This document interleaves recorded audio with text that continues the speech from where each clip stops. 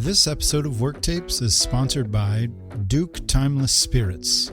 Duke Spirits is blending modern technology and old school technique by aging their bourbons and ryes in the finest French oak wine barrels from 1932. And listen, I have some firsthand experience drinking their whiskey. It's sweet on the nose and the palate, but there's no burn going down.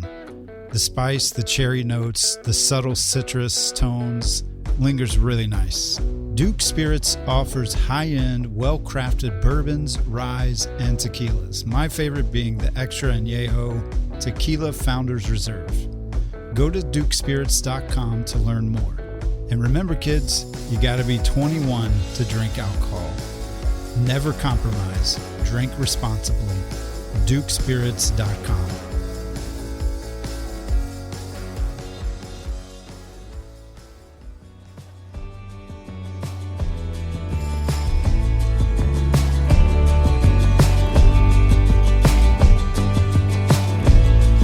Welcome to Worktapes.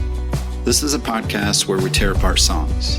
Why was the song written? What's it about? What's the context and emotion behind it? Where were you at the time? What were you going through? How did certain lines come to you? What's the inspiration? How long did it take to write? I'm Brandon Carswell, and I'm fascinated with songwriting and how songs are built from the ground up. It's easy to hear a full production song on the radio and dismiss its origin story. I want to hear the rough draft of a song, or the work tapes. I want to explore the very beginning of how songs that move us and make us move are born.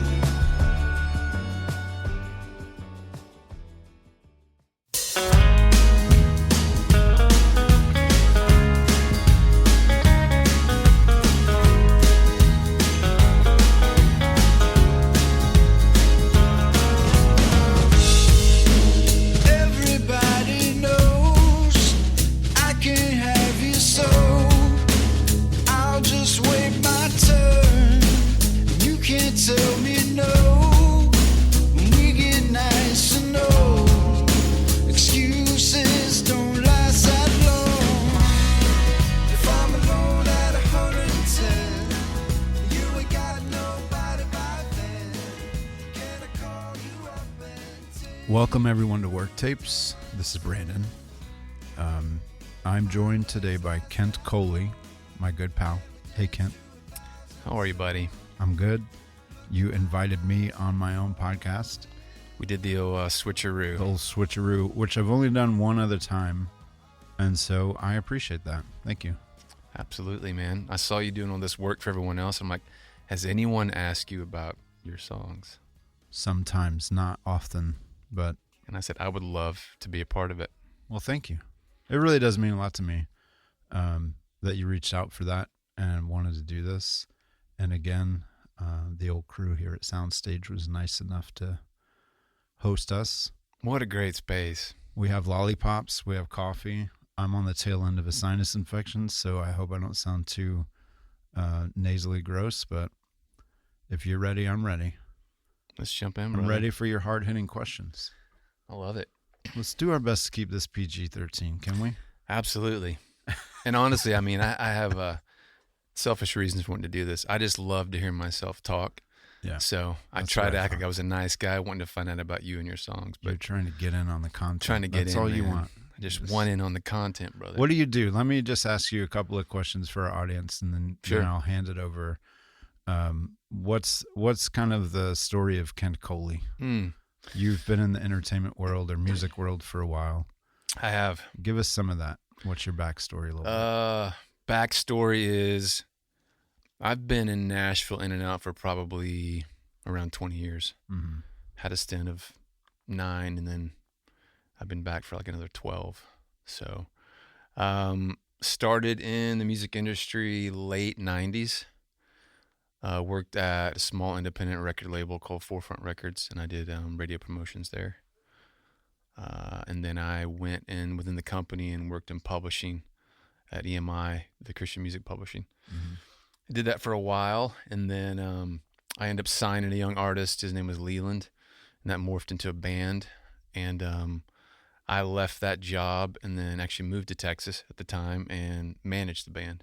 Okay. So didn't know. I didn't know was that doing. part. I didn't know Yeah. you managed it.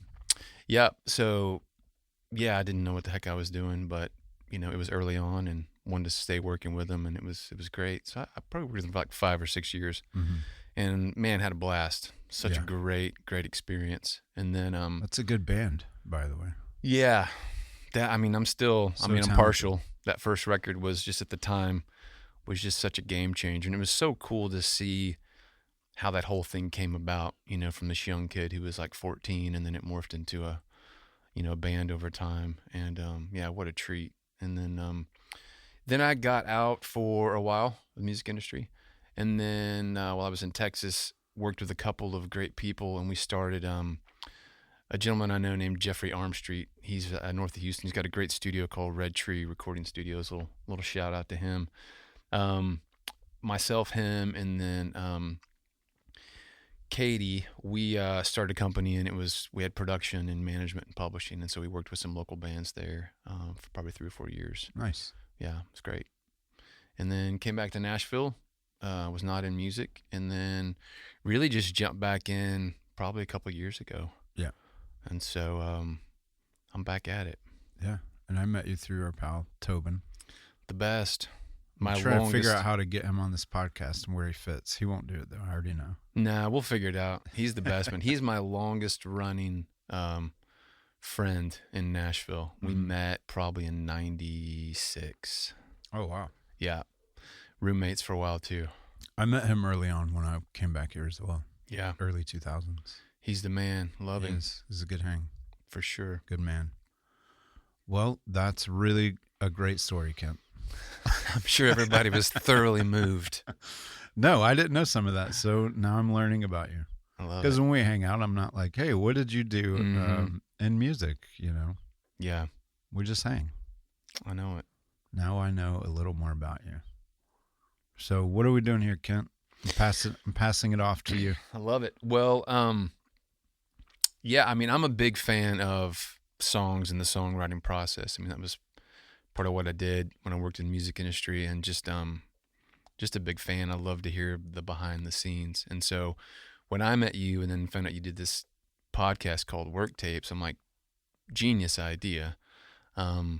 Because it's so cool. A lot of people hear the finished product, right, and they don't see where it comes from.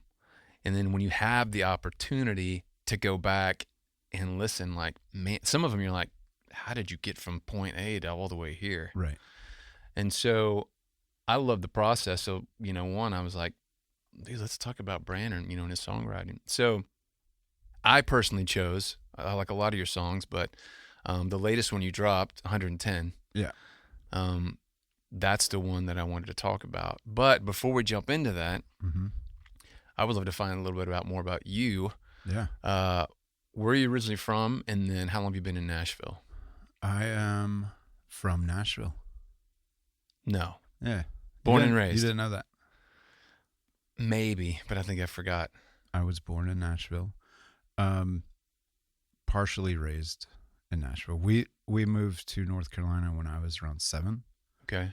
Where at in North Carolina? Raleigh, the Raleigh area, in and around. So from 7 until post high school, I was in Raleigh. So went to all my formative years would have been in Raleigh, but I have so many memories of living, I grew up in Brentwood, kind of before it became what it is now. 0 to 7, Brentwood. Yes, 0 to 7. I like the 0 age. That's nice. And so I just have so many memories of being around Nashville, and it was such a they were really special memories to me. And what's interesting, I think, is that I didn't get into music until I was in probably 12 or so. I didn't start playing music, and I would have been in North Carolina at this point.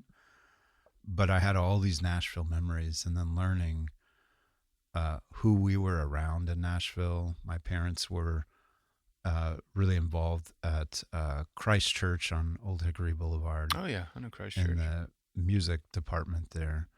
And so I was all around the choir, the music, the band, all of that. And that's some of the greatest gospel music was coming out of that church in Nashville, at least. And so anyway, my when I started growing up in North Carolina, my mission was to get back to Nashville. To the point that I was pretty obsessed with coming back. And so I started writing songs really early, 12, 13 years old. Man, they were really bad songs. And I still have them somewhere, but, yeah, that's where I'm from. So when did you move back to Nashville? I moved back to Nashville twice. Moved back once by myself in, I want to say like 2001, 2002 maybe. And then that didn't last because I was just an idiot and I didn't bother to find the right job. I was just kind of floating around. And then I moved back to Raleigh for several years, worked, started a band there with my brother. And then the plan was, I think around 2005, 2006, to bring the band to Nashville. And again, we had no real plan. It was just like, hey, let's just get there and keep the band going and figure it out. It was a rock band. And we did that, except our drummer did not come with us. So that band kind of fell apart. And while right when we got here, I started writing different songs. So I found out what publishing was, and being the arrogant guy that I was like, I could do that. I can write a country song. It's no big deal. Should be easy enough to get paid to do this. And so I started writing what I thought were great country songs. And they were not bad songs. They just weren't country songs. So and so I would go up and down Music Row, try to take meetings. And a lot of times it was like, yeah, these are great songs. I just don't know where to put them. I don't know who's going to pick these up. They're not commercial country songs. You should just do them yourself. And so I kind of took some of that advice, and got with my brother, and I said, hey, since the rock band's not working out, why don't we just see what happens if we put you and me together and play these songs out? Mm-hmm. You know, what's the worst thing that could happen? And they were more like Americana. So one being 110 would have been one of those songs that I pitched for country. And we started playing around. So right when we moved here, we both of us got a job on a paint crew, and we were painting houses and whatever. And we met a guy named Justin Weaver. And Justin, I would bring him. I knew he was a player in town, and he was kind of getting his feet wet with production, and I knew he toured around and stuff, and he was phenomenal. So on work days, I would bring in my demos and play him what I was writing, just to get his opinion or whatever. And he really liked them and said, hey, let me play a couple dates with you. I want to bring out some of my producer friends and see what they think. And we used to play right here in Demumbrian. For those of you that remember back then, there was a place called Christopher Pizza, and we played Christopher Pizza quite a bit. This little hole in the wall. Like, it was nice. It wasn't a hole in the wall. It was just very small. The stage had barely room for 3 of us up there. So it was me and my brother on vocals and guitars, and then Justin on guitar. And that's how we played for a while. We got some attention from a producer who wanted to make a record with us, and we did that. And all you asked me is, what year did I move back? But I just went straight in. I love it.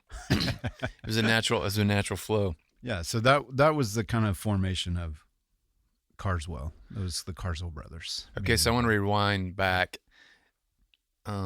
So when you decided to go take your you say tape or was it CD? How far back are we talking? It was probably an MP3. Okay. So do you have any warm leads of like, I'm going to go to this publisher or this record label, or are you literally just going down Music Row, knocking on doors? I would have called. I remember having a conversation with my friend Elisa Turner, because she had some stuff going on, and I said, "How do I do this?" I probably talked to Carrie Barlow. I did talk to Carrie because we wrote a couple of times. So I was kind of just like, and a lot of my friends were doing the same thing. That's kind of what happens in Nashville. And back then it didn't really feel like, sometimes now it feels like, well, not now either. There's like a middle point in your pursuit of doing music here. I think where everything feels like a competition. So, where I can't talk to you about what I'm doing because you can't talk to me about what you're doing. So we're kind of like, and I was never of the mind that I need to use somebody to get to where I want to go. I'd rather be your friend. So I had a lot of friends. We played a lot of shows as Carswell with Johnny Swim in the early days at Christopher Pizza. And so they were really close with me and my brother. And so I don't know, to answer your question, I think I would just get feedback from whoever I trusted and whoever was trying to do a similar thing and say, okay, how can I get a meeting with so-and-so? So I would find these contacts and I would call them. Can I come in and show you some tunes? Sure. Yeah, of course you can come in on Monday at noon or whatever. And I would go in and take my guitar and play them, or take a CD and play it. Usually I wanted them to hear the CD. I don't know why. But that's when I would get that response, like, oh, these are great songs, but I don't know where to place them. Right. Well, at least you weren't going, I'm just thinking you were going in cold, like knocking on doors. So they were really kind of referrals through some people that you knew, like, hey, talk with. Yeah, and I had enough of a confidence about it just because other people said they were good songs. Sure. So, but I think I don't know if you want to call it a mistake, but my thinking was, oh, these songs will fit for someone else. This will be a good song for, I don't know, some country artist to do. Because I was coming out of like being in a rock band. That's what I wanted to do. I wanted rock music. I wanted to do that. And we played a couple of rock shows in town as that band. I remember we played with Luna Halo and some other bands around, but with Nick a lot. We played with Nick and his band, Nick Autry. And so I think I was like, well, I'll just write these songs and just sell them. I'll try to sell them, get a deal, and just keep writing. So, but what happened was my brother Sean and I created this band, Carswell. We thought really hard about that name. Yeah. It took 2 seconds. But no, and those songs became very like, for lack of a better term, kind of precious to me. So then it turned into this thing where I didn't want to give them away. I didn't want to sell them.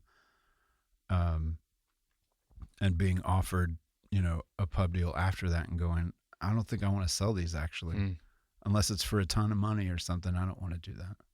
It felt weird to me. Yeah. No, that makes sense. So, man, it sounds like there was a talent pool coming from Raleigh. So you have both Barlow brothers from Raleigh, and then Nick Autry, and then you as well. Did you guys all know each other when you were there? Mm-hmm. Did you guys go to the same school? No. I know it's different, probably ages. But. Well, I went to school with Nick's wife. Me and Nicole went to the same high school. And then Dave Hopper was part of that. Okay. And Dave's still in the music industry now. I met Dave. I went to school with him and his wife. Kerry, I think, went to Sanderson, I think. So it would have been like Nick, me, Kerry and Nathan, Elisa Turner. Oh, wow. She was there. Dave Hopper. There was a lot. There's a lot of people. And you guys all knew each other when you were in Raleigh, or did you meet some of them when you came to Nashville? No, I think we all first met in Raleigh. That's wild. and then all came here kind of in separate rounds. Yeah. So, I mean, there's talent everywhere, but still though, Raleigh's pretty close to. It's easy to get to Nashville from Raleigh, so it's like you kind of if you're a creative musician, you kind of set your eye on Nashville and get there. It's like tangible. But I would say it's still interesting that you guys were still all in the same place and knew each other. Because sometimes you'll hear people like they meet in Nashville, like, hey, we grew up in the same town or 30 minutes from each other, but you guys all knew each other or knew of each other. Yeah. That's pretty cool. It's a talented crop for sure. Yeah. I blame that on church. I mean, church was like kind of all of our I guess like center point, if that makes sense. Like it was, we all knew, like I think Carrie and Nathan and Elisa all went to a certain church back then that a lot of people in Raleigh had some kind of tie to. And then I went to Christian high school, which had ties to all kinds of churches because everyone went somewhere else. So you just meet everybody. It's training ground for a lot of people. It's church, man. It is. You see and it you can't knock over. it. It's good training. No, ground. Are you kidding me? Yeah. Absolutely. So you decided like, okay, I'm not gonna sign a pub deal. I don't want to pitch these songs. This is us, which is a departure from, what I could imagine like your rock band to this. But man, sonically, when I hear that, it feels so good. And I don't know a lot of your background and history as far as music wise, but when I hear that, I think I told you, it's like, man, this is your sweet spot. So that's another reason why I chose that song. But it's wild though that you wrote that probably 2006 or 5? Yeah, 2006. So almost 20 years later releasing it. Yeah. The song story is a whole nother thing. To answer your question though, which I think is kind of an interesting thing, whatever. I think musicians, not just myself, but some musicians have a hard time, especially writers, deciding where to land genre wise. And so that's always been difficult for me because I would have grown up listening to a lot of Christian music early on. So DC Talk, Newsboys, Audio, all of these guys. And also in my middle school years, my brother picking me up from school listening to like Smashing Pumpkins, Radiohead, whatever, Deftones, and me loving all of that and being dragged around because my parents worked in churches. I shouldn't say dragged around, but I was with them a lot. They were in choir music, like they directed choirs, and my parents were always the head of music at some church somewhere. And so I had these like very different genres coming at me from all angles. And so I didn't know where I wanted to be because I liked so much of all of it. Hard rock, R&B, rap, hip hop, gospel, Christian music. There wasn't one that was, there were things I didn't like. I'm stuck between Bill Gaither and Radiohead. What do I do? Yes, that's correct. Yeah. Maybe not Bill Gaither, but, I at least saw and appreciate, like I could appreciate Bill Gaither's music and what they do. I couldn't do it. Right. It's difficult on some level. But yeah, so to go from I want to be in this rock band, we were a pretty aggressive rock band, and then go to like folk Americana is what I called it.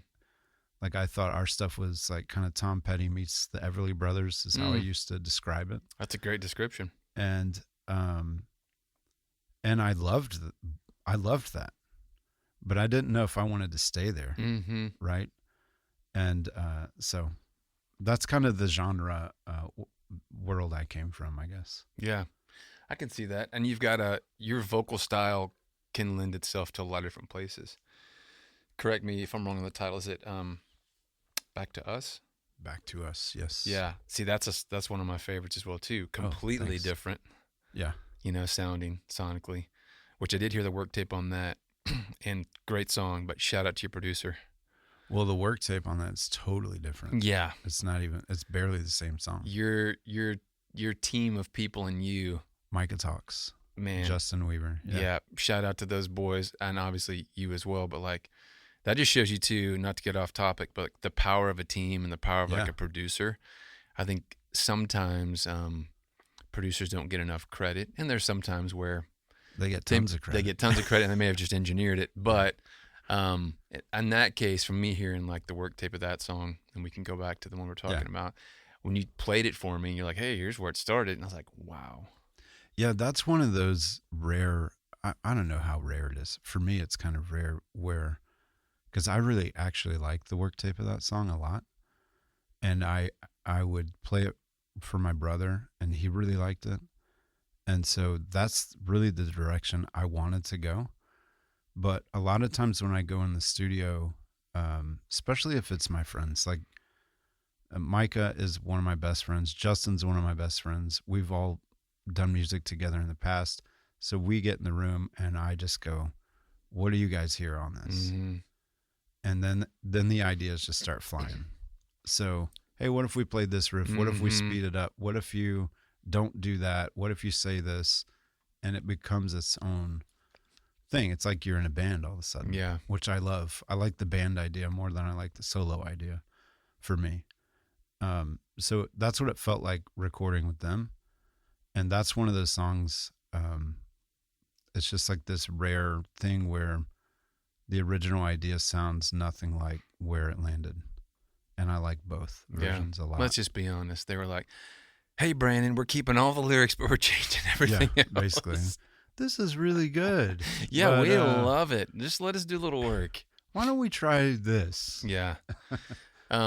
Yeah, that's one for sure. I think it'd be great for you to do work tapes on that one. It would be fun. Drastically different. And then bring those guys in on it. But so back to 110. So big gap from when you wrote it and then released it now. What made you decide to finally release it? Well, I run out of songs, Kent. I run out. I had to go back to the vault. No, that's definitely not the case. There's a stack of songs that I have that we did with Carswell Brothers, probably 10 or more, 15. 110 was one of those that we recorded. We did record it back in, so I wrote it in 2006. I imagine we started making a record on that song and several others the next year. Maybe 2008. But we got the record. We made an EP and we did release an EP. It was a physical CD. 110 was on it. So it has been released. It's a different version of it. The plot thickens. The plot thickens. And Blue is on there. Love Song is on there. And another one I'm going to release this year called Running from Grace. And so that was the 4-song EP, which I still have some copies if anyone wants one. Maybe we'll just run like a contest and see if somebody actually wants a mechanical. Yeah, man. My car still has a CD player Actually, in it. CD I can player, listen to it. Anyway, so the plan was we're going to do some shows, release that EP, make a record while we're doing that, including those 4 songs. And we did that. We made the record. The record never got released. So somewhere around COVID, I started playing with mixing some of the mixes and mastering, and I just thought, you know what? I'm going to put them out as Carswell on the streaming platforms, and I did. So I did put them out, but I didn't announce it. I didn't make any waves about it whatsoever because we weren't really a band anymore. So you really didn't want anyone to listen to them? It wasn't that. It was just that I just thought, well, at least it'll get these off my back. Like I felt like we have these songs. They should be out there. Yep. If anyone wants to look up Carswell Brothers, they can find them. Sure. That was as far as I went. And then a year or so ago, after I made some music of my own, I thought, screw that. I'm going to take them down. I'm going to release them under my name, and I'm going to put them out there because they're good songs, and I'm going to make some noise about it so that someone will hear them. I don't need you, brother. No, it's not that. He's on the recordings, so he's I don't listed. need your name on this, brother. He's listed, and we've had several conversations about doing that band again. I think our schedules in life, just like the way that, just for context, the way that kind of fell apart is the record kind of got shelved, and we were waiting around. We were playing shows here and there. And then I got married, had kids. He went on the road with another artist for his job. And, life just kind of happens, and you don't have time. God, jobs and marriage and kids. I know. And so fast forward some more time. Both of us go through all kinds of things in our lives, and now I have more time to give to this music and put it out and make sure it's right. And hopefully, it'll land with some people and they'll like it. I love it. So you decide to release that, and it's kind of more on the Americana focus. Is your plan to release more in that vein? Do you have more songs like that? Yeah. Okay.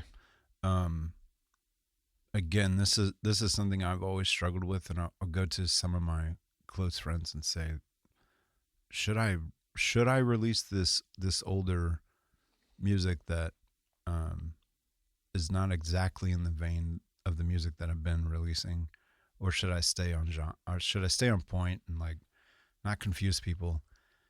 And where I've landed is, I think as an artist, unless I just switch to like metal, like on a dime and don't tell anybody, I'm still using Brandon Carswell. I think there's always going to be like your own unique thread. Mm-hmm. So it's not like you mentioned the song Back to Us. 110 and all these other songs aren't such a departure from that song. No. That it couldn't be on the same record or in the same set or whatever. There's different tones to it. There's a different mood, but that's songwriting. Well, the common thread's your voice. You have a very distinctive, unique voice. Like I could hear, if someone played one of your songs I never heard, I'd be able to peg you, which is a compliment. Right. Can't say that about a lot of artists. So I think that's your common thread for sure. I appreciate that. I didn't say it was good, but that's the common thread is your voice. I still appreciate it, Kent. And I think writing style maybe is a thread. That's a little more nuanced, I suppose, but you've got a cadence. Yeah, I think so. Like there's a thing. And so to answer that question, I'm going to put out every Carswell song I can put out that I think had some that I liked, that we liked as a band. Yeah. We're going to release them. I love it.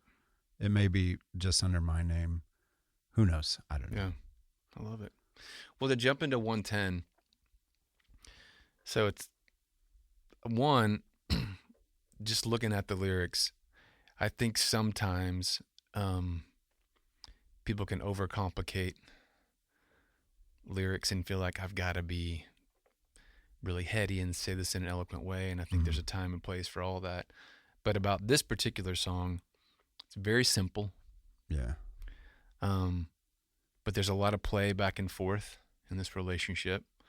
And I found myself, after I listened to it a couple times, I was like, it feels like a throwback to when things were like, I don't know, it's not the right words, but like simple and pure and memorable. There's not too much going on in the track. And I love that. You know, I love a well-written song, and from a lyrical perspective can go deep and really appreciate it. And this isn't really I guess it could be a pop song if you change the instrumentation, but it has more of that throwback, simplistic kind of love song, push and pull feel that I really like. But jump into a little bit about who was that about and how did that come about? Yeah. I need a full First and last name. And middle name. No, it's so a lot of my songs, I mean, I wouldn't say all of them. A lot of them pull from different stories or experience. So I'll pull several things into one song as to dramatize it or embellish it a little bit. Lie to me, Brandon. I want one girl. I don't think that I would actually wait my entire life for one person. I'm not saying that. It's just like such a romantic idea that someone would wait. Sure. Until they're 100 to. Was there ever a girl though, even if the song wasn't about her? This could even be in junior high, elementary. Did you have that one girl that you're like, oh my goodness? Sure, it's probably a lot of them though. I would wait for you forever. I'm kind of I'm like not talking about Pamela Anderson, but like someone that you knew. I'm still waiting for Pam. She hasn't gotten back with me. I'm like the hopeless romantic kind of guy. So yeah, there's probably more than one. Okay. Like that I would be like. Not from a polygamy standpoint. You're just saying there's probably more than one that you felt that way about, not all having them all at once. You're such a comedian, Kent. That's a valid question. Or when did you get into comedy? I don't want to confuse the listeners. Do you remember though that one girl?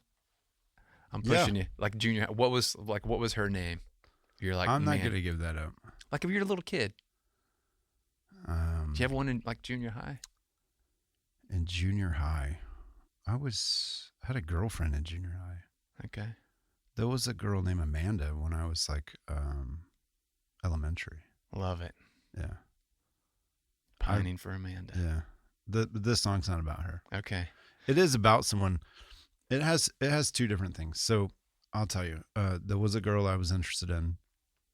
We would talk back and forth for a couple of years. We never dated. And that was kind of that, like we liked the idea of being with each other, but it just didn't work. Something didn't happen. And so at that time of writing that song, I was probably bummed about that. And then also around that same time, I heard a story from a friend of mine whose grandmother passed away, and their grandfather started dating. Their grandfather called his high school sweetheart after his wife died. Oh, wow. And started dating her really fast. And a lot of time. And it messed up the family. They were like, what are you doing? And he was honest. I just thought this was such an interesting, somewhat tragic, somewhat beautiful story, where he goes, well, I actually didn't want to marry your grandmother. I wanted to be with my high school sweetheart, but I did marry her, and I committed, and I stayed. Which these days is like, what? You did something, you sacrificed? And so when she passed away, he called his high school sweetheart, and they got together and stayed together. Wow. And those two things like happening, I heard that story at the same time that, I was like bumming out. So I think like the kind of sadness that I had was like triggering this like visual in my head of this guy's story going, oh, I'll just wait. I'll wait for you. Oh, that's cool. Right. Yeah. And now they're old and, and he still wants to be with her. It's kind of a twisted, messed up story, but it's there's some romance in there also. Yeah. That's way better than just having like the one girl I was pushing you for. Right. I love that. So that's the story of 110. And what's also interesting about that song is this hasn't happened very often with me, but that's one of 5 songs I wrote in a day on that day. You wrote 5 songs in one day? Mm-hmm. This was in 2006. So I was just on a tear, man. I was writing all the time. Were you drinking that nitrous cola that had all the extra caffeine that day? I don't know what was happening, but I do remember writing that song love song, and there was something else, all in that day.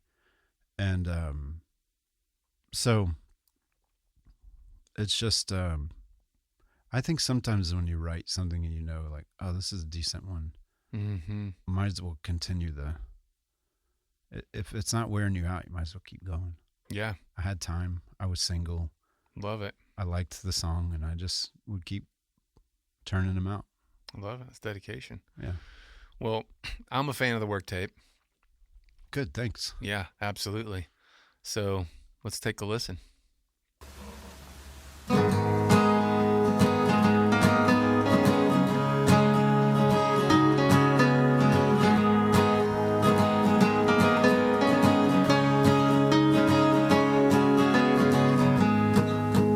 Everybody knows I can't have you, so I'll just wait my turn. You can't tell me no when we get nice and old. Excuses don't last that long. If I'm alone at 110 and you ain't got nobody by then, can I call you up and take you dancing? If my legs last that long, can we dance to 1,000 songs? Look in my eyes and fall in love.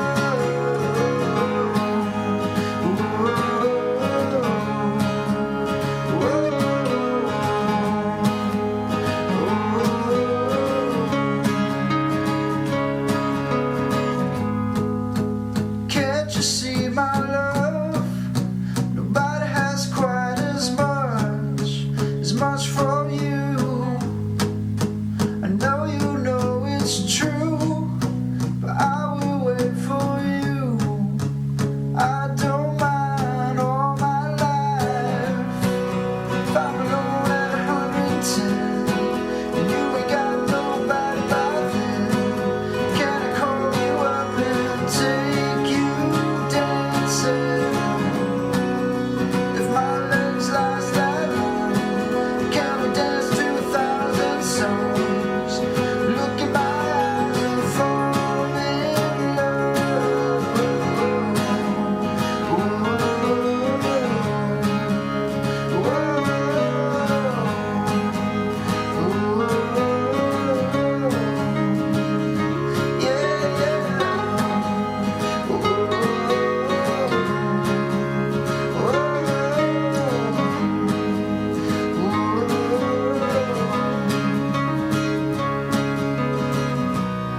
If I'm alone at 110, you ain't got nobody by then, can I call you up and take you dancing? If my legs last that long, can we dance to 1,000 songs? Will you look in my eyes and fall in love?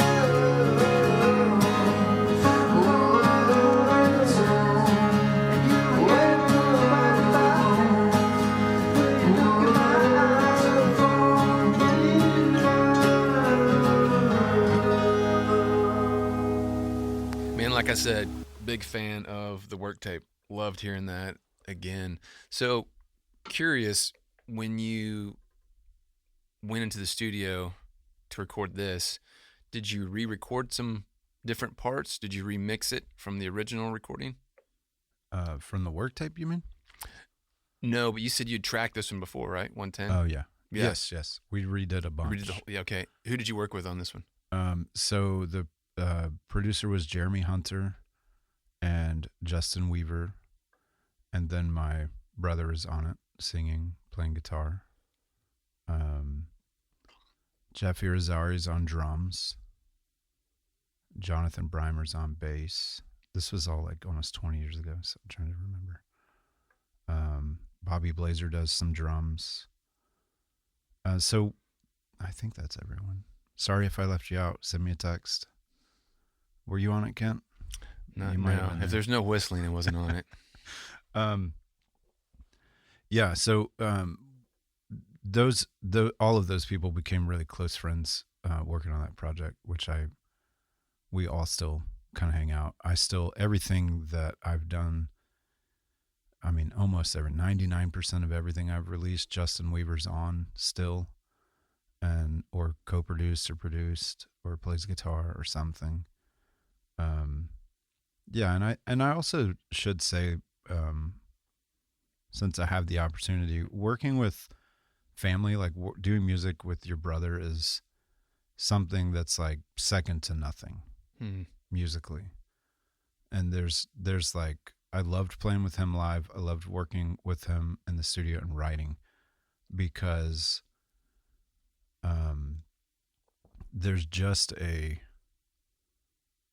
there's like a reading each other that is nonverbal that you get.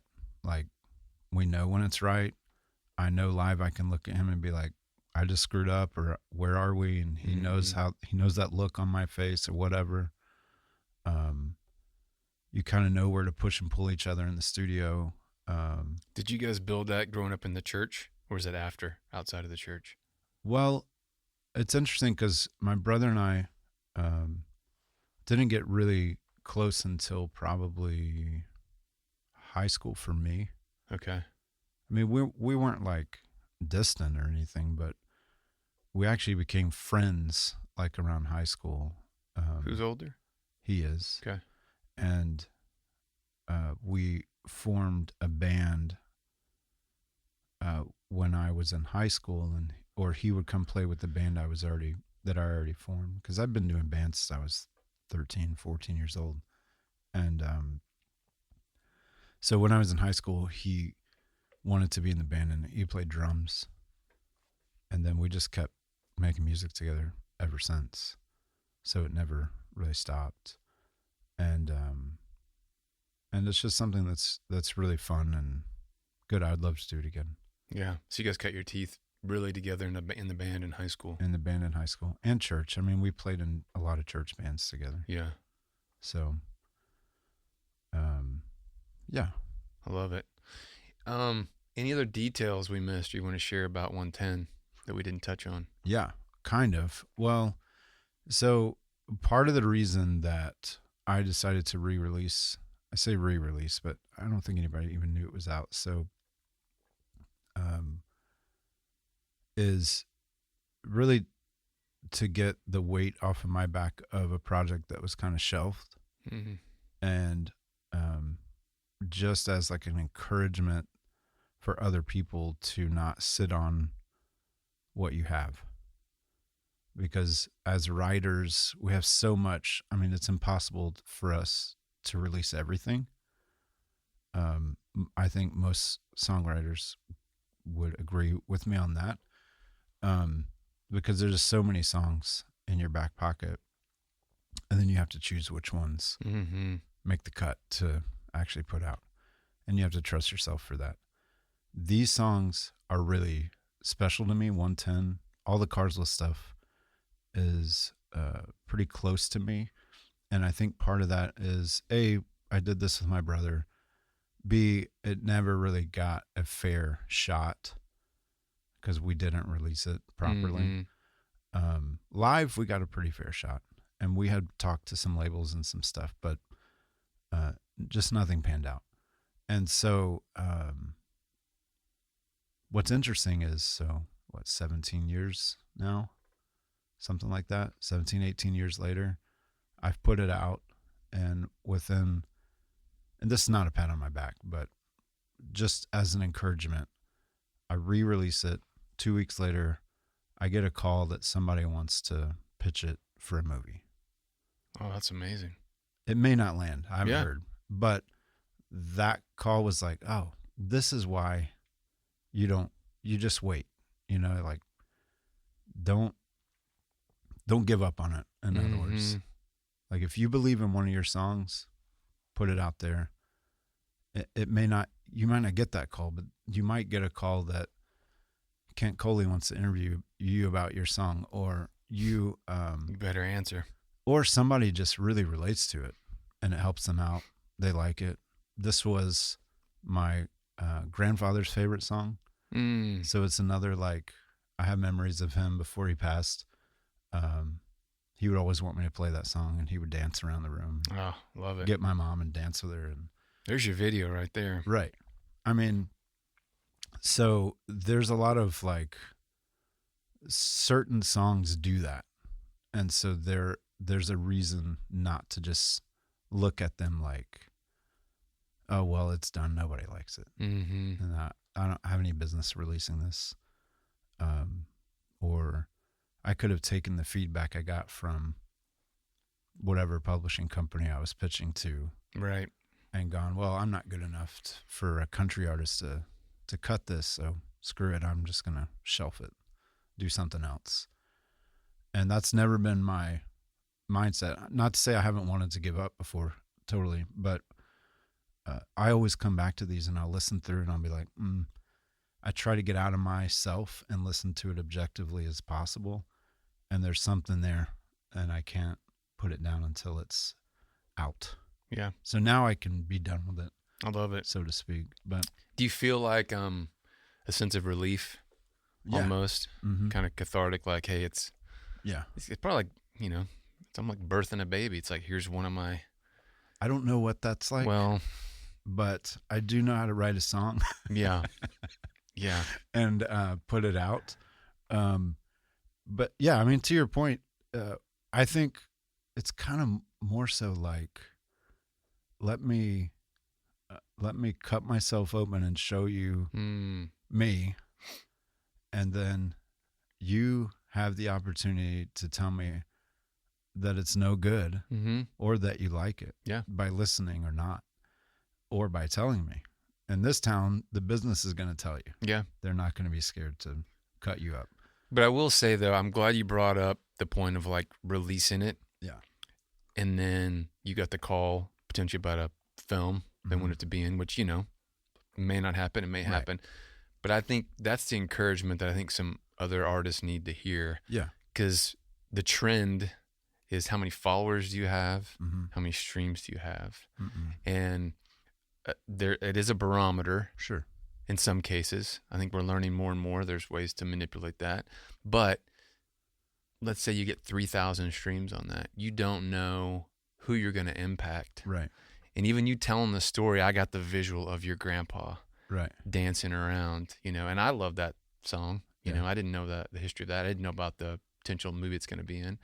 But I think that's just such an encouragement to other artists and writers to be like, hey, don't second guess yourself. Right. Put it out there.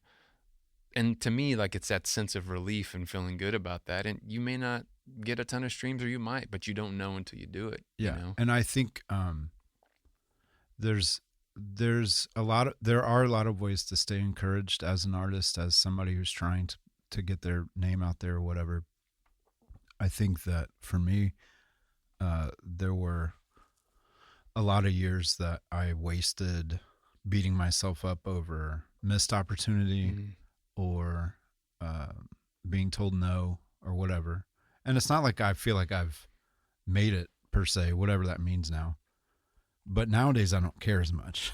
Like I used to care in my 20s, like this is going to happen. I'm going to be at this level and blah, blah, blah. Now I am very content with, I want to write good songs and put good music out. And if you all like it, fantastic. And if you don't, that's not really my concern. It's not honest to say, like, I do want you to like it, of course. And it's not like it doesn't hurt if somebody goes, man, this sucks. But it's not a stopping point anymore. It's not like, I've talked to you before about making what I think was maybe the wrong decision on turning down a pub deal. But sometimes I go back there and I go, yeah, but I was offered one. Like maybe flip the script on all of the negative things that are going to, how you're going to fail more than you succeed anyway, especially in the beginning years. But look at the opportunity you got because of a song that you wrote. God gives us these opportunities and we make our plans. But he orders our steps. And that's where I live in now. And I love that. Very like content for me. Yeah. So, I love that. And I think you have to be your biggest champion too. Yeah, you gotta believe in yourself. And obviously, if you got people that you trust, Yeah. you know, and you're getting a consensus and a consistent feedback in a positive or negative way, I think that's a good barometer, you know. And I think it's still good to have goals, you know. They're going to change from your 20s to your 30s to your 40s and on Absolutely. up. And so I think to set that is great, and to try to obtain and get better at it. But what you touched on is like, man, I know that I've got to get this out, and I keep going back to it, and I still like it. That's a great sign. Yeah. And the very last thing I'll say about the song has to do with the cover art, because I'm proud of the cover art. I'm a big fan. I told you it? that right up front. Yep.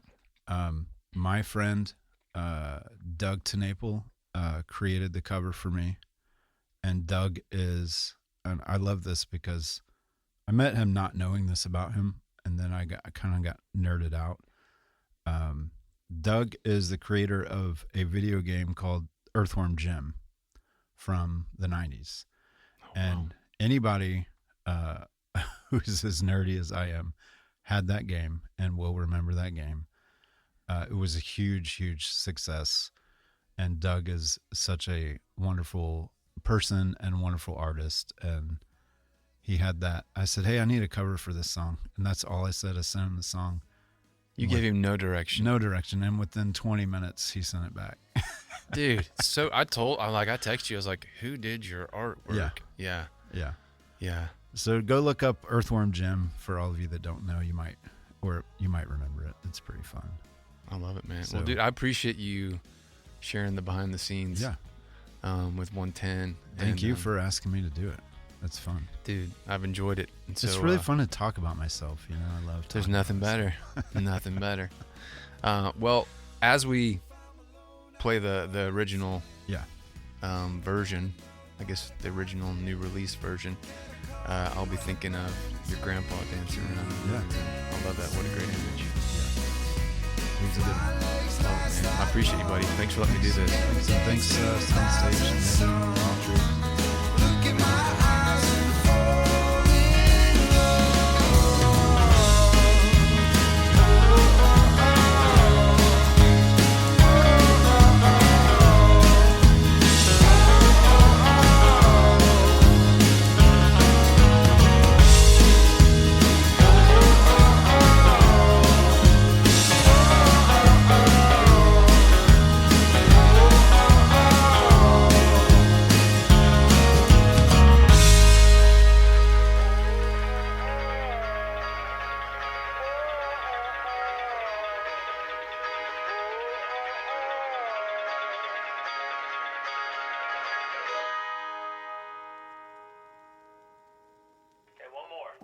When we're gone, what will be left behind?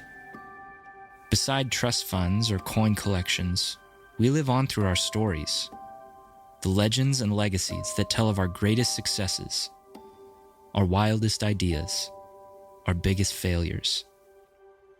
And what better vehicle for a story than music? Our musical heritage holds many truths about our humanity, and perhaps even more mysteries. I mean, my whole thing here is basically a theory. There's nothing here that I can prove or disprove. Join me in my quest for answers as I explore untold stories. You know, breathe a little bit of life back in a Dial song. That's my contribution to the band. Go on unforeseen adventures. We are getting in Unit 92. My son Walker, this one's for you. This is Will's handwriting. Dive deep into conversations with some household names. Hey, this is Amy Grant. Hey everybody, it's Vince Gill. Hello, this is Ben Folds. And peer into dusty corners of the internet.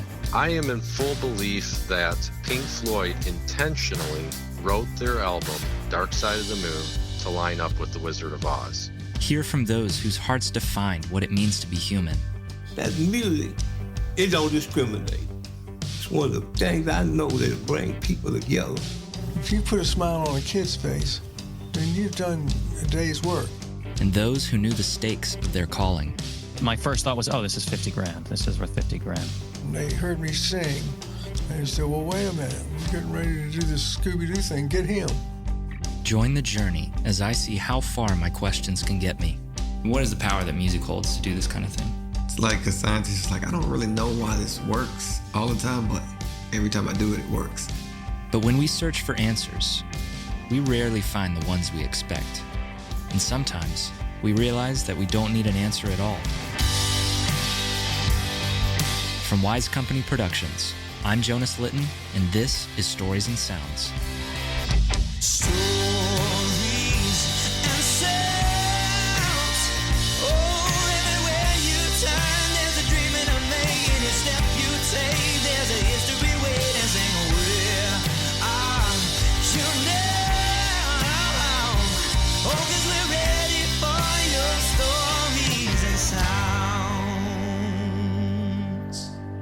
Available wherever you listen to your favorite sounds.